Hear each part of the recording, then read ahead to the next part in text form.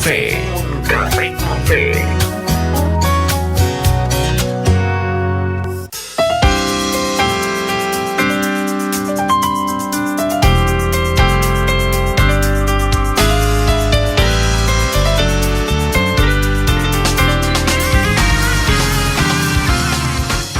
Esperamos que este tiempo para nuestros amigos oyentes sea un tiempo especial, un tiempo de bendición, un tiempo donde puedan estar activos en la palabra del Señor, donde puedan estar muy atentos a lo que el Señor quiere hablarnos como siempre. Qué privilegio compartir la palabra con usted que está al otro lado del dispositivo móvil, al otro lado del ordenador, de la radio. Este programa, este espacio queda a manera de podcast en nuestro portal www.caminoestereo.com y también en YouTube. Qué bueno que usted pueda compartir la palabra del Señor con otros y también estar atentos todos los días de la palabra que tenemos en este Café con Fe. Vamos hoy a aprender. Bueno, sí, quizás aprender o aclarar o refrescar quizás algunas cosas interesantes acerca del juicio del creyente, es decir, el Hijo de Dios, el nacido de nuevo, cuando esté delante del Señor. A veces pensamos en tantas cosas de nuestra actualidad, cosas en las que pasamos nuestros días, nuestro tiempo, nuestras horas, y nos olvidamos de lo importante que es pensar en lo que viene de parte de Dios para nosotros. Es muy importante, porque ese es nuestro futuro, la eternidad. Hay que decir que en la Biblia, tal vez el texto que habla de manera más concisa acerca del juicio que le espera a los creyentes se encuentra en 2 de Corintios, y como siempre lo decimos y no nos cansamos de decirlo, subráyalo en tu Biblia, ojalá en tu Biblia física.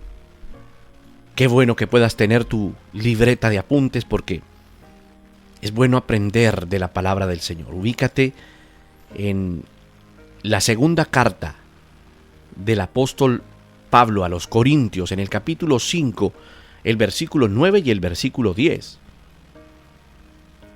Escribía Pablo: por tanto, procuramos también, o ausentes o presentes, serles agradables. Porque es necesario que todos nosotros, mira lo que dice, comparezcamos ante el tribunal de Cristo. Primera verdad, que propiamente no será un juicio, sino que será un tribunal, para que cada uno reciba según lo que haya hecho mientras estaba en el cuerpo, sea bueno o sea malo.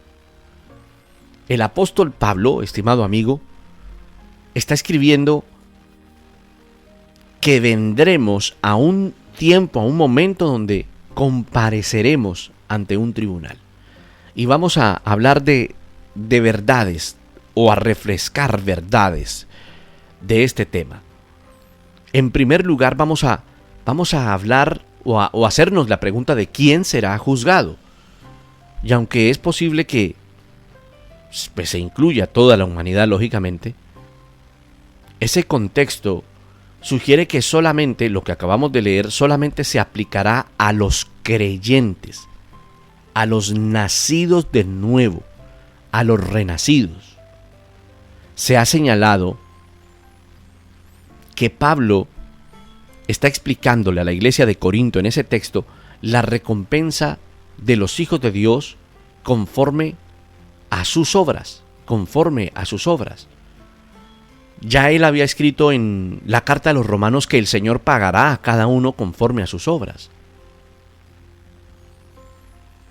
Así que es claro que usted lo pueda entender, que nosotros compareceremos ante un tribunal de Cristo y que Él evaluará nuestras obras.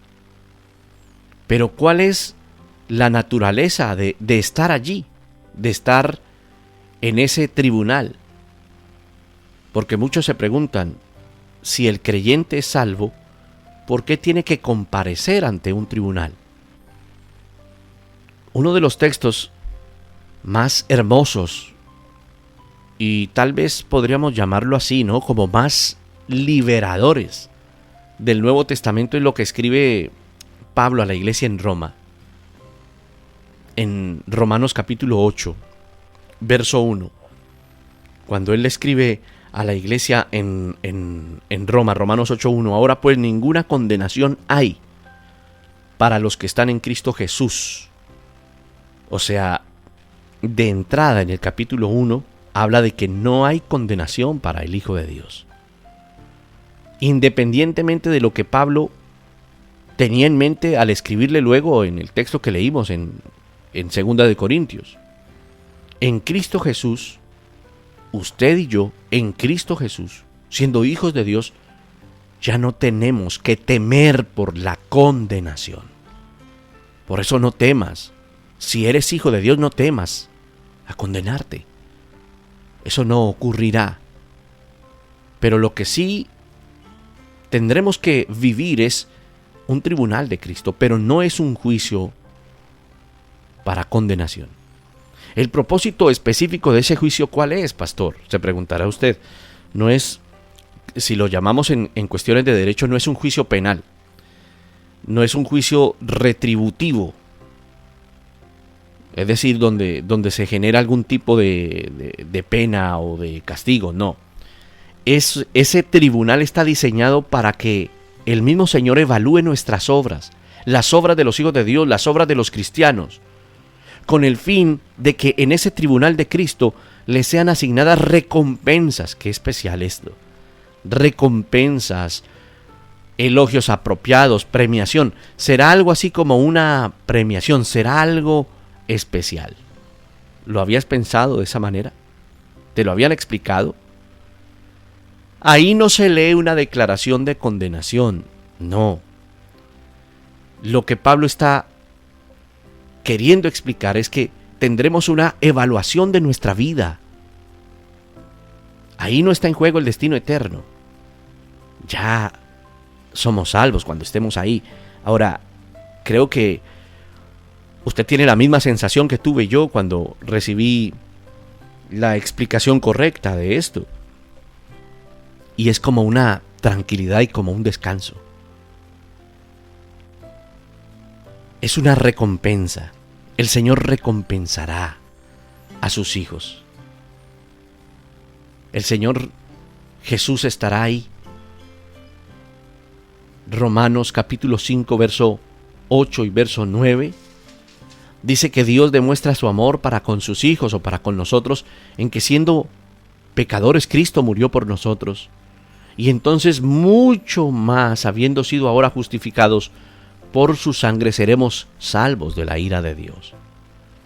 Ese juicio, ese tribunal de Cristo es una evaluación de tu fidelidad y de mi fidelidad, del servicio que ejercimos en esta tierra.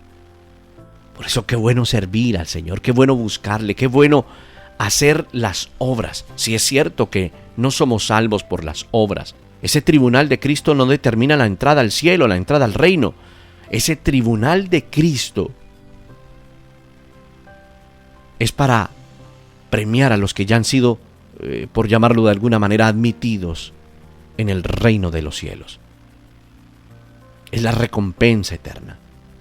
Ese tribunal no está diseñado para determinar la entrada al reino de Dios. Está diseñado para dar la recompensa.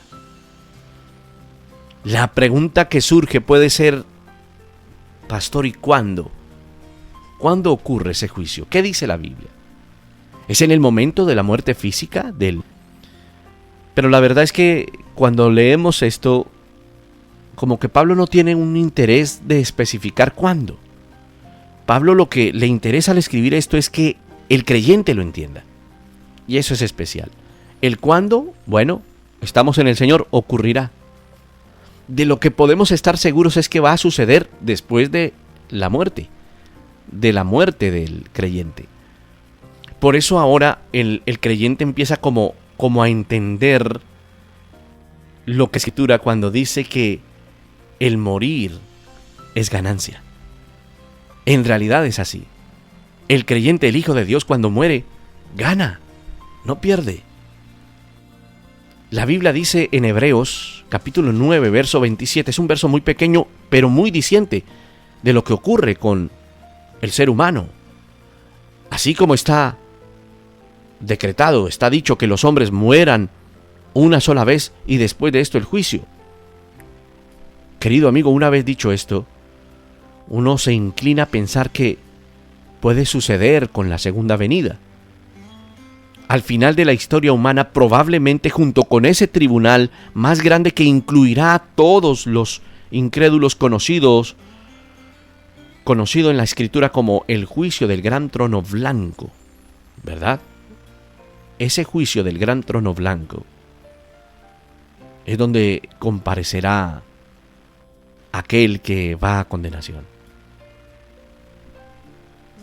Esto lo hacemos en referencia para que usted lo tenga claro. Apocalipsis 20:11, cuando el apóstol Juan está observando esa revelación que le está entregando el Señor, en el capítulo 20, en el verso 11, dice que «Y vi un gran trono blanco, y al que estaba sentado en él, de delante del cual huyeron la tierra y el cielo, y ningún lugar se encontró para ellos». Y el versículo 12 dice «Y vi a los muertos grandes y pequeños de pie ante Dios, y los libros fueron abiertos. Y otro libro fue abierto, el cual es el libro de la vida. Y fueron juzgados los muertos por las cosas que estaban escritas en los libros según sus obras». El verso 13 dice: «El mar entregó los muertos que habían en él, y la muerte y el Hades entregaron los muertos que había en ellos, y fueron juzgados cada uno según sus obras. Y la muerte y el Hades fueron lanzados al lago de fuego. Esta de la vida fue lanzado al lago de fuego». Uno también debería, estimado amigo, tomar nota de lo inevitable que es el juicio para todos. Es decir, todos vamos a tener que comparecer de una u otra manera.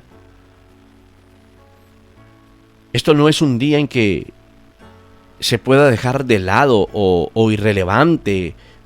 Dios no actúa de esa manera que luego cambia las determinaciones. Dios no es así, ya está establecido. Es esencial que el Señor lo haga, porque eso denota también la justicia de Dios. El mismo apóstol Pablo anticipó que un día estaría de pie frente al Señor para comparecer.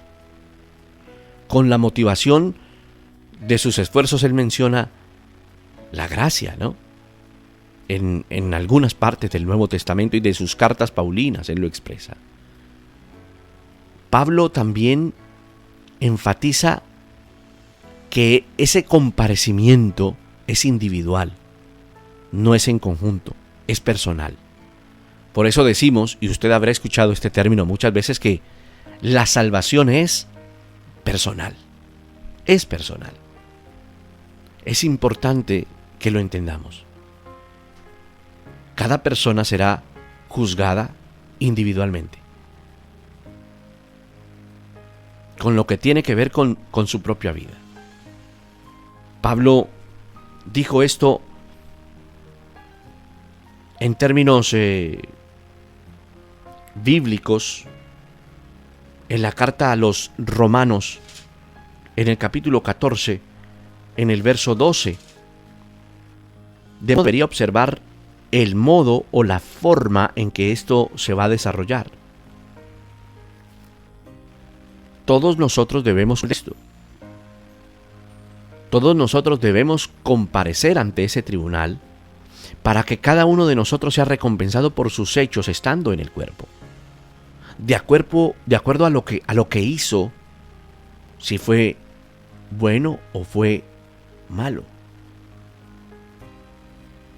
Es como el momento donde el Señor te va a evaluar como hijo de Dios. Ahora, no es un juicio para condenación, pero es un juicio sumamente importante. ¿Sabes por qué?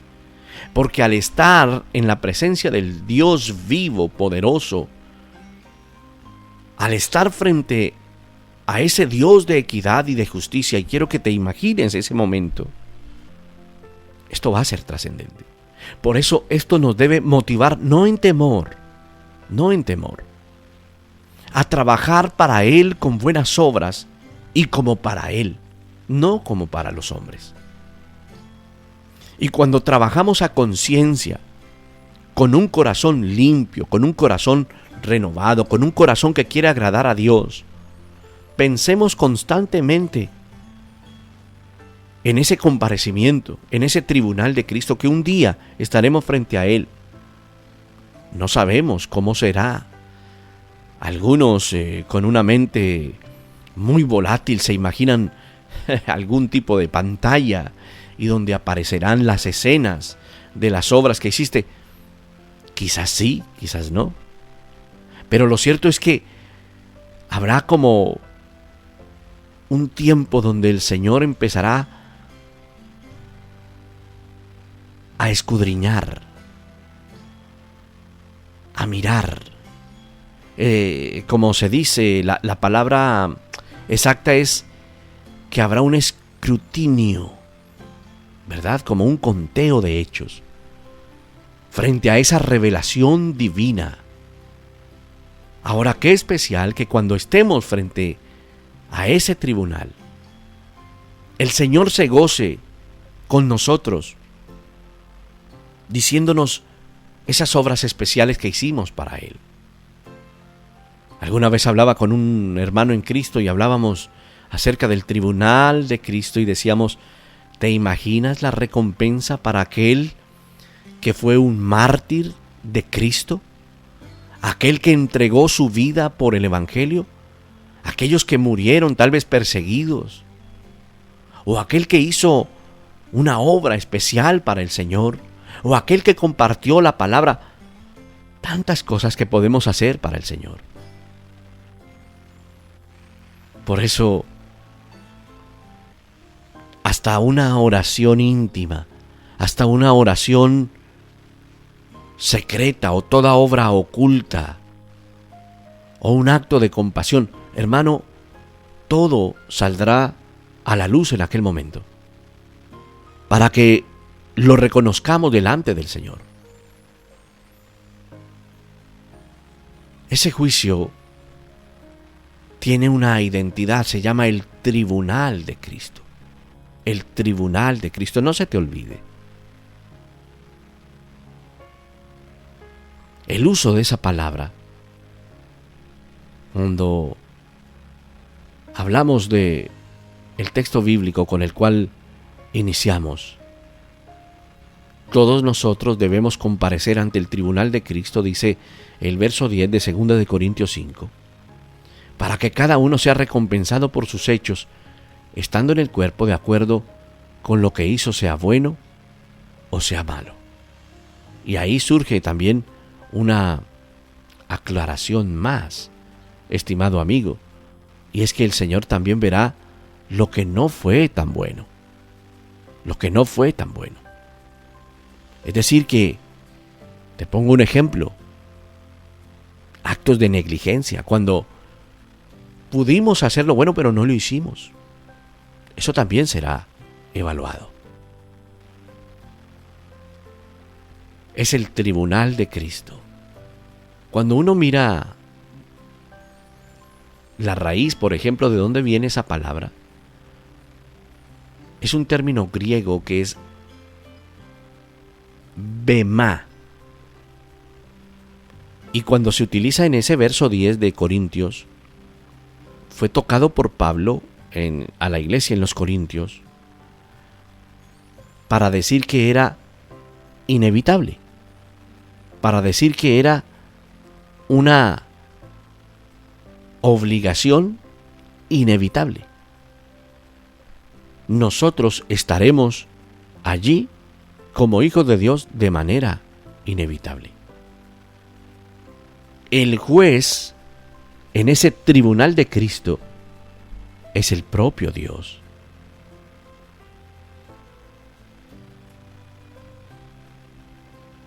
El mismo Señor, a través de su Hijo. Dios, en la Trinidad, Padre, Hijo y Espíritu Santo, ha confiado ese juicio a su Hijo. Juan capítulo 5, versículo 22, porque esa es la otra pregunta que surge. Bueno, ¿quién lo hace? Dios, a través de su Hijo, porque ni aun el Padre juzga a nadie, sino que todo juicio se lo ha confiado al Hijo, dice la palabra. Estaremos frente al Señor. Estaremos frente a Él. Esas recompensas estarán allí para aquellos hijos de Dios, para todos los que somos hijos de Dios. Querido amigo, usted que está escuchando y que quizás había escuchado ese término de que vendrá un juicio un día, créalo que vendrá. Y que esta palabra no traiga temor a su vida, porque no se trata de el temor, sino que se trata de que nuestro Padre nos espera y de que en un futuro tendremos que comparecer. Los hijos de Dios estarán allí. Los hijos de Dios. Los verdaderos hijos. No los que se creen hijos, los verdaderos hijos. Recuerda lo que dice Juan, capítulo 1, verso 12, mas a todos los que le recibieron, a todos los que creen en su nombre les dio potestad de ser hechos hijos de Dios, los cuales no son engendrados de sangre, ni de voluntad de carne, ni de voluntad de varón, sino de Dios. Ese verso es tan claro, subráyalo ahí en tu escritura, en tu Biblia. Juan 1:12, a todos los que le recibieron, esos son los hijos de Dios. A los que creyeron en su nombre, son los hijos de Dios. Aquellos que fueron regenerados, que fueron nacidos de nuevo. Por eso, estimado amigo, asegúrate de esto, de que el Señor haya transformado tu vida, de que el Señor haya hecho y esté haciendo una obra transformadora por parte del Espíritu de Dios. Aquí no entran los religiosos, estimado amigo, los que se creen hijos de Dios. Aquí entran los verdaderos hijos de Dios. Querido amigo, querido oyente, si usted está escuchando hoy este programa y usted llega a la conclusión de que vendrá un juicio si usted no es hijo de Dios, se abrirán los libros y se revisará si su nombre está allí, o si tiene que comparecer ante el tribunal de Cristo, será porque es hijo de Dios y no será un evento para condenación, sino para premiación. Yo quiero estar ahí. Yo quiero estar en ese tribunal de Cristo, no en el juicio ante el gran trono blanco, que es un juicio para condenación. Por eso, en medio de la vida que usted lleva, que usted vive, deténgase un momento y analice lo que está viviendo, si es bueno, si es malo, si está llevando una vida correcta delante de Dios, si es una vida acepta delante de Dios. Asegúrese si usted ha nacido de nuevo o si sencillamente usted es un simpatizante y está ahí, en esa línea, pero no ha entrado a formar parte de la familia de Dios. Muchos pueden decir, pastor, pero voy a la iglesia. Bueno, eso ocurre muchas veces, pero el asistir a la iglesia no te hace hijo de Dios. Pastor, pero yo tengo una Biblia en mi casa. Eso no te hace hijo de Dios. Pastor, pero soy buena persona. Ayudo al necesitado, a mi familia, tengo buenos actos. Eso no te hace hijo de Dios. Pastor, me sé las canciones. Pastor, escucho la radio. Eso no te hace hijo de Dios. Te hace hijo de Dios un arrepentimiento genuino y un nuevo nacimiento. Te hace hijo de Dios el creer en el Señor Jesús como tu suficiente Salvador personal y vivir ese arrepentimiento y una vida nueva, regenerada, con unas obras nuevas y con unos frutos dignos de arrepentimiento y una vida en constante transformación.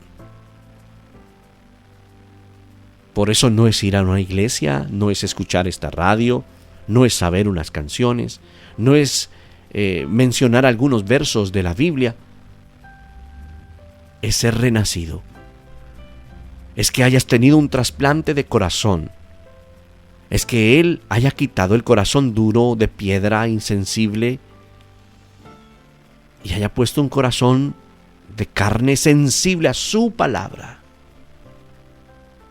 ¿Cómo estás? Te pregunto. ¿Qué pasaría si tuvieras que comparecer hoy ante Dios? ¿Qué pasa si se cumple hoy en tu vida, o si se cumple en nuestra vida, el texto que leímos en Hebreos 9:27, que está establecido que el hombre muera una sola vez y después el juicio?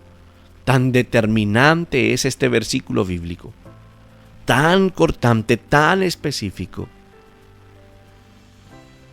No te dejes distraer por el mundo, por las apariencias, por los engaños.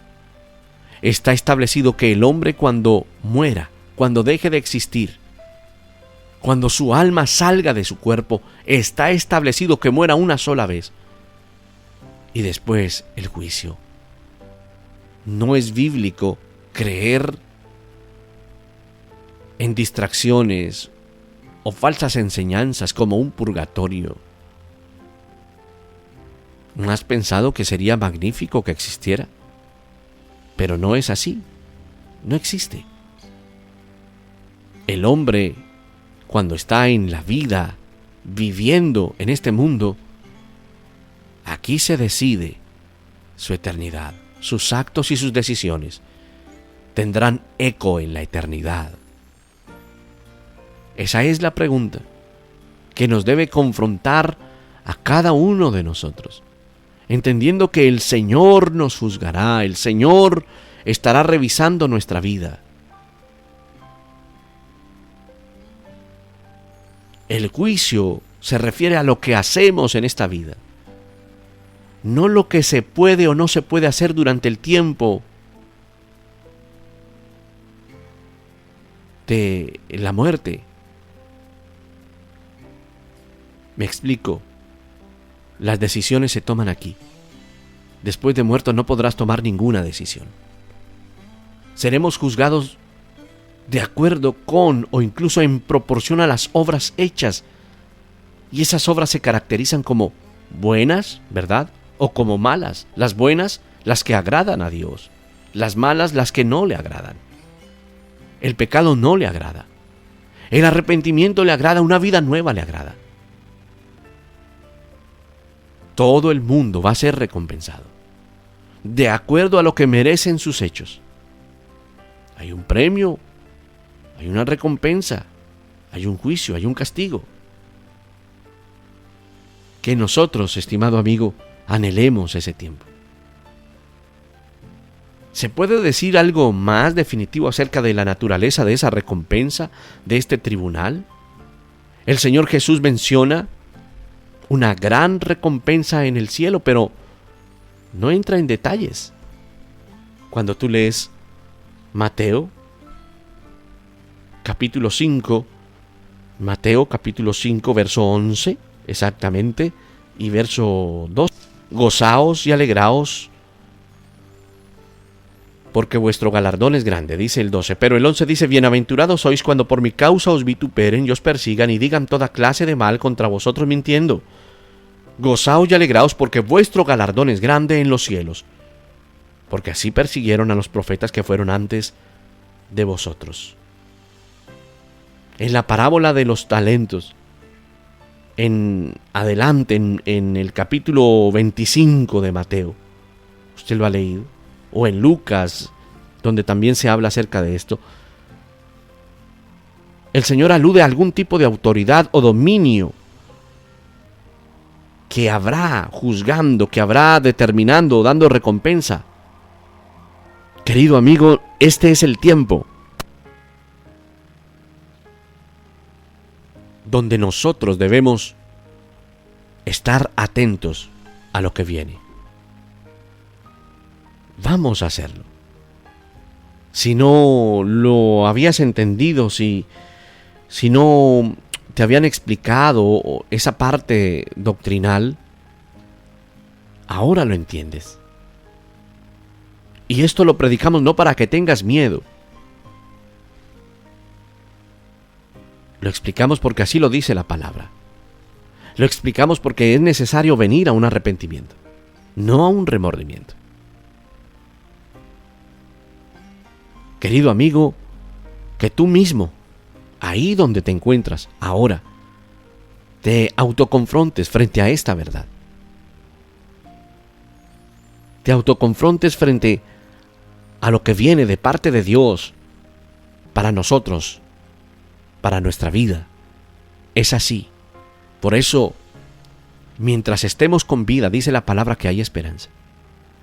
Y ahora que hay vida, rectifiquemos nuestra vida y clamemos al Señor por misericordia, que la necesitamos todos nosotros.